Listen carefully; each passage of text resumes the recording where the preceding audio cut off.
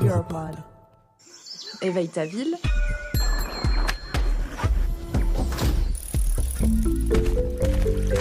Le podcast des initiatives écologiques et sociales des territoires en transition.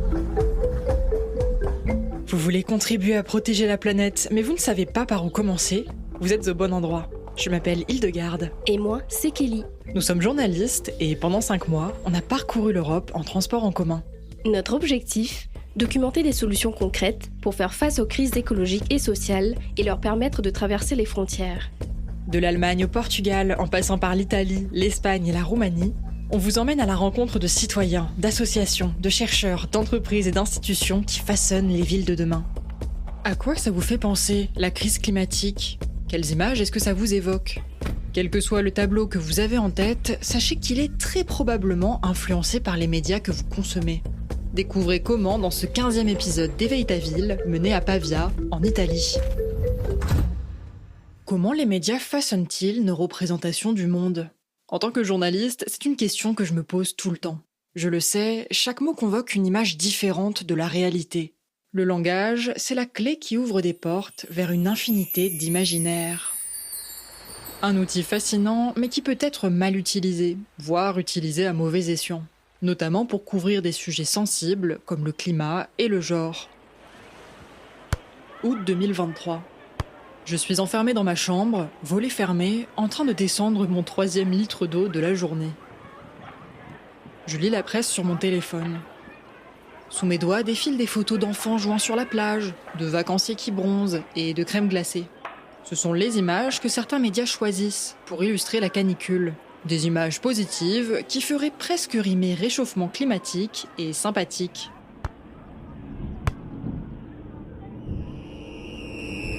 Pourtant, les vagues de chaleur favorisent les départs de feu, la formation de tempêtes, les inondations, autant de phénomènes meurtriers pour les humains et l'ensemble de la biodiversité.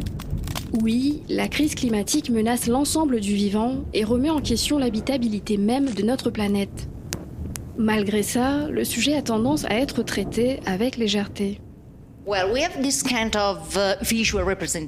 On a aussi ce genre de représentation dans les médias italiens. Un des problèmes qu'on a identifié, c'est le manque d'explications autour des épisodes de chaleur extrême dans les médias, que ce soit pour justifier leur intensité ou leur fréquence.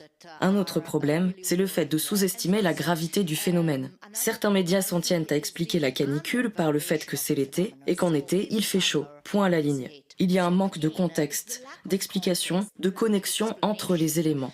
Il ne relie pas clairement les vagues de chaleur extrêmes à leur cause, qui est bien sûr le changement climatique provoqué par les activités humaines. En faisant cela, il manque l'opportunité de livrer un récit juste et complet. Vous venez d'entendre Mirella Marchese, chercheuse à l'Observatoire des médias de Pavia, en Italie. Sa spécialité, analyser l'agenda thématique des médias, c'est-à-dire les thèmes qu'ils abordent et l'importance qu'ils leur accordent. On la rencontre dans ses bureaux. Autour de nous, des murs entiers sont tapissés de cassettes d'enregistrement d'émissions, de journaux télévisés et autres témoignages du paysage médiatique du passé à analyser.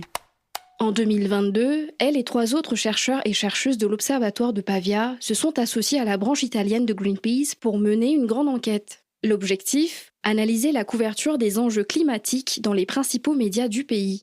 Et quand cette équipe de recherche n'écume pas la presse, elle mène des actions de communication et de plaidoyer pour encourager les médias à mieux couvrir ces sujets. Tout de suite, Mirella Marchese nous dit un mot des principaux résultats de cette étude, renouvelée tous les 4 mois. Les médias en général s'intéressent peu à la crise climatique. Et quand ils le font, c'est d'une manière très superficielle, voire erronée. Il y a par exemple une grande confusion entre les notions de météo et de climat. Une autre observation marquante de notre étude, c'est l'absence de lien entre les causes et les conséquences de la crise climatique. Les médias en parlent comme d'un phénomène isolé, sans cause antérieure, sans répercussions et sans responsable. À côté de ça, les sujets sur l'engagement positif en faveur du climat augmentent, ce qui pourrait être interprété dans certains cas comme une forme de greenwashing. Toutefois, même si le sujet n'est pas assez couvert, on note une amélioration. Depuis 2022, l'année où on a commencé notre analyse, le nombre d'articles sur la crise climatique a augmenté, particulièrement à la télé. Les journaux, eux, prêtent de moins en moins d'attention aux causes, mais davantage aux conséquences de la crise. Enfin, on a remarqué que les sujets sur la crise climatique ne font que très rarement la une des journaux, à part en cas de catastrophe majeure. Les journalistes ont tendance à favoriser les événements dramatiques qui impactent très négativement le pays.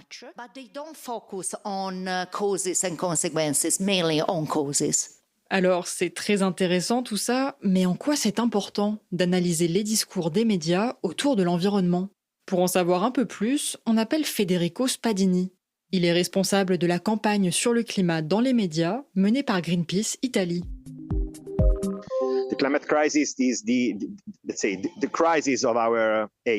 La crise climatique, c'est le combat de notre époque. Alors les récits qu'on en fait doivent être à la hauteur. Que ce soit dans les articles ou les formats vidéo, les producteurs d'information ont le devoir de raconter les phénomènes correctement, en désignant explicitement les responsables, en expliquant que c'est à cause de l'exploitation des combustibles fossiles qu'on traverse ces bouleversements climatiques, en pointant du doigt les gouvernements qui soutiennent ces compagnies qui exploitent ces hydrocarbures. Pour cause, ces compagnies représentent l'industrie la plus polluante de notre planète.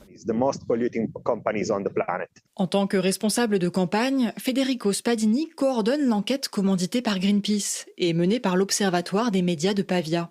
Concrètement, l'Observatoire analyse les 5 plus gros médias italiens, presse écrite et télé confondus, ainsi que les 20 comptes d'information les plus populaires sur Instagram.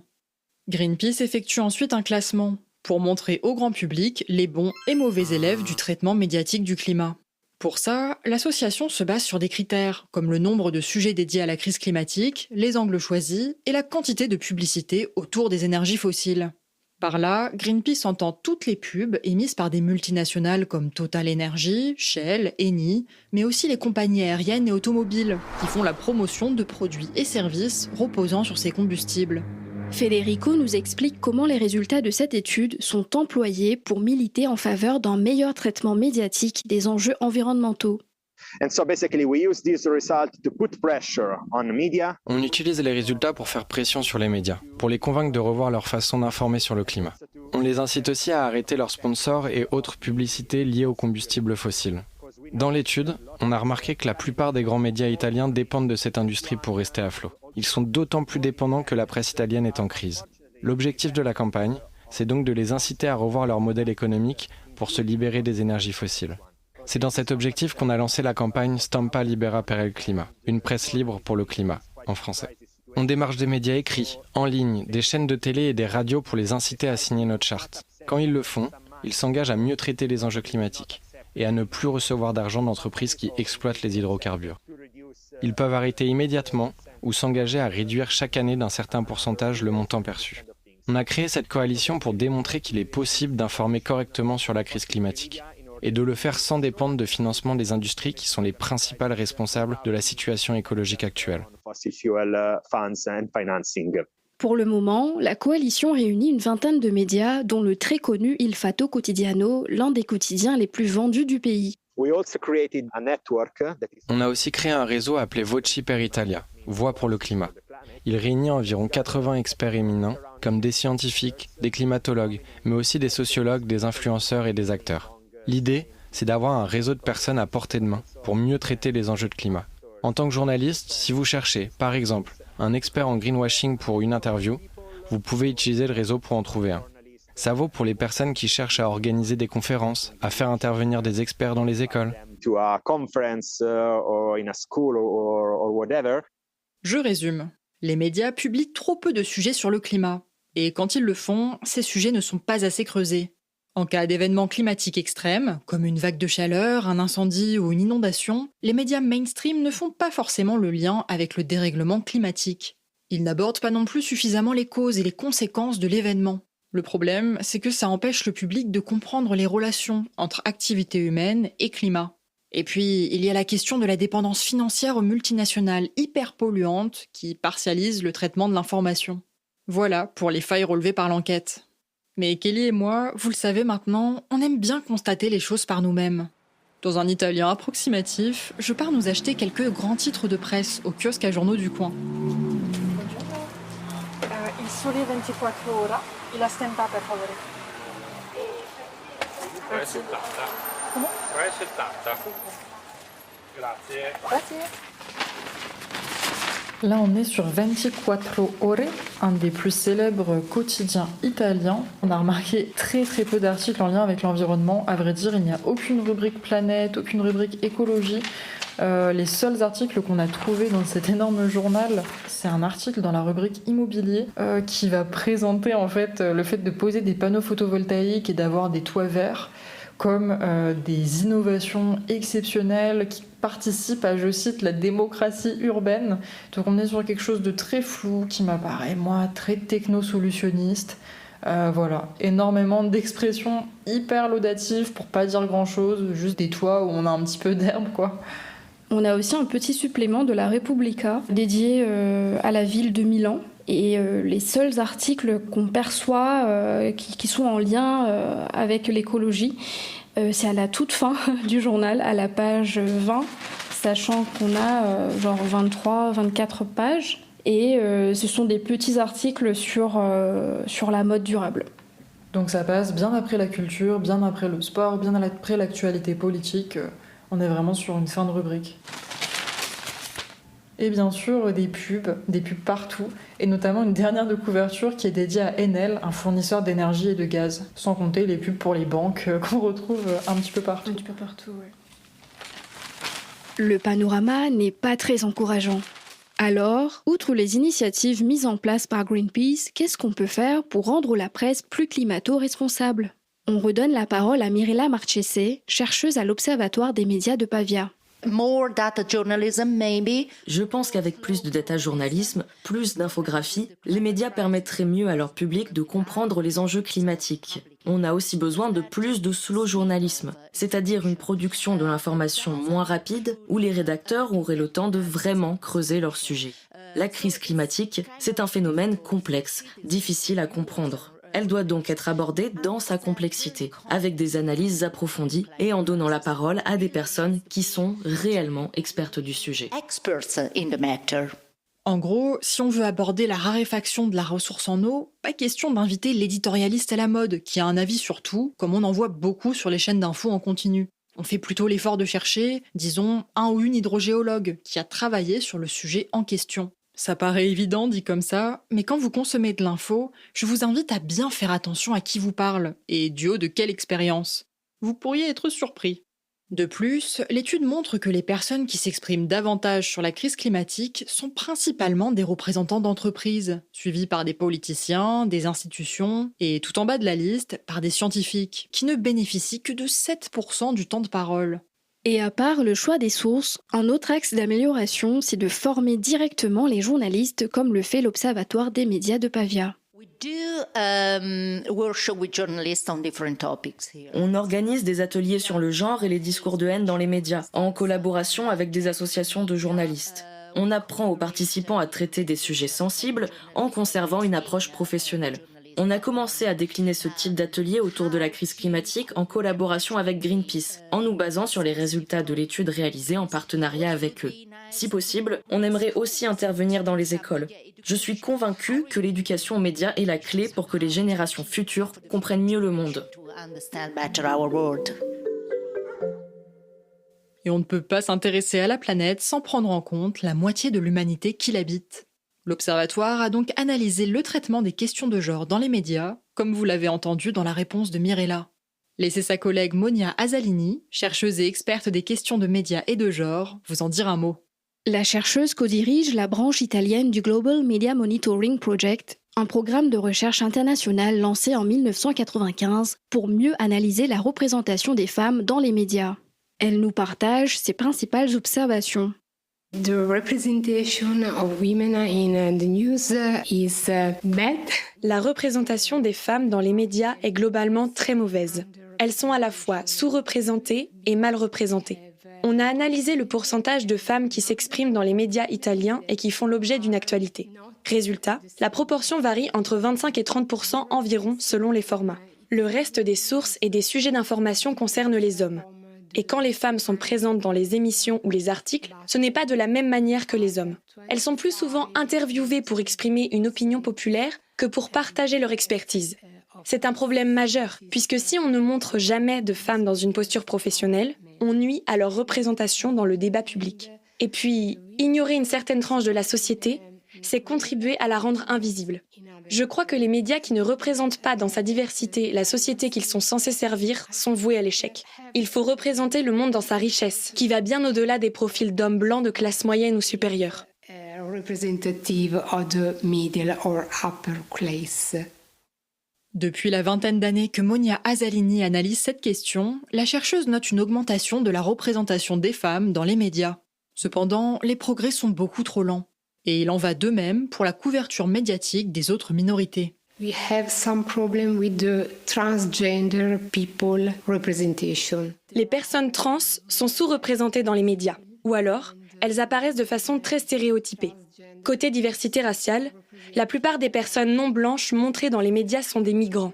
On voit très peu d'Italiens non caucasiens vivre un quotidien normal, la vie de monsieur et madame tout le monde. Avec notre partenaire, la Diversity Foundation, on a obtenu un fonds européen pour continuer à promouvoir l'inclusion et la diversité dans le journalisme. Il va permettre de créer des guides et d'organiser des formations. L'idée, c'est de donner des clés aux journalistes pour aborder avec pertinence et dignité les personnes qui subissent des discriminations. Il faut notamment leur donner le réflexe de faire systématiquement entendre la voix des communautés dont ils parlent. Par exemple, s'ils font un sujet qui touche aux droits des LGBTQIA+, ils doivent impérativement donner la parole à quelqu'un qui fait partie de cette communauté. On ne peut pas parler d'un groupe de personnes, quels qu'ils soient, sans inclure leur voix. Les recherches de l'Observatoire des médias permettent de nourrir les trophées de la diversité, organisés par la Diversity Foundation, dont parlait Monia Azzalini. Une compétition unique en son genre en Italie. Le concept, récompenser les médias qui représentent la société dans sa diversité, avec une approche inclusive. Autre outil intéressant co-créé par l'Observatoire, centoesperte.it, 100 expertes en français, un annuaire pour dénicher des expertes dans quasiment tous les secteurs. Le but, donner de la visibilité aux femmes spécialistes d'un sujet. Pour info, dans la francophonie, on peut utiliser la plateforme Les Expertes. Voilà pour le tour d'horizon des problèmes de représentation dans les médias et des solutions existantes pour les rendre moins sexistes, plus inclusifs et conscients des enjeux écologiques. Après, peut-être faites-vous partie des personnes qui pensent que tout ça ne les concerne pas. Des personnes qui pensent avoir l'esprit critique nécessaire pour cultiver leur propre opinion, peu importe ce qu'elles lisent ou regardent. Finissons avec 2 infos qui achèveront de vous convaincre de l'importance des représentations auxquelles on est exposé. S'il y a bien une chose que ma licence de psychologie m'a apprise, c'est que le cerveau est un organe surprenant et diablement imparfait. Quel que soit votre QI, vous souffrez de biais contre lesquels vous ne pourrez pas lutter tant que vous n'en aurez pas conscience. D'abord, il y a le biais d'exposition. Autrement dit, plus on est exposé à une information, plus notre cerveau va penser qu'elle est juste. Non, vous ne rêvez pas, la répétition suffit à neutraliser l'esprit critique. C'est terrifiant. Et encore, attendez de rencontrer le biais de confirmation. Celui-là est particulièrement vicieux. Il vous fait automatiquement préférer les informations qui confirment ce que vous pensez déjà. En gros, si vous vous informez sur un sujet, vous allez accorder plus d'importance aux contenus qui vont dans votre sens, même si les informations opposées sont plus nombreuses et mieux sourcées. C'est le biais qui rend très difficile le fait de changer d'avis. Vous l'aurez compris, avec ce petit détour par la psychologie cognitive, il est crucial que les médias prêtent une attention particulière au choix des mots, des titres et des photos qu'ils présentent pour transmettre une information plus juste et pertinente. Et c'est déjà la fin d'Éveille ta ville. Dans cet épisode, vous avez découvert comment les médias influencent notre vision du monde, des enjeux climatiques et de genre, et quelles pistes d'amélioration existent. Dans le prochain épisode, on vous montrera comment la beauté peut améliorer la santé des corps et des esprits en souffrance. Pour ne pas manquer le prochain épisode, abonnez-vous à Éveille ta ville. Et si celui-ci vous a plu, faites-le nous savoir en laissant un like, 5 étoiles ou un commentaire en fonction de la plateforme d'écoute que vous utilisez. Pensez aussi à recommander le podcast à vos proches qui cherchent comment agir pour la planète et la société. Enfin, pour découvrir les photos du reportage que vous venez d'écouter et encore plus de contenu exclusif, visitez notre Instagram @aether.narratio, aether.nawratio. À lundi prochain dans Éveille ta ville, le podcast des initiatives écologiques et sociales des territoires en transition.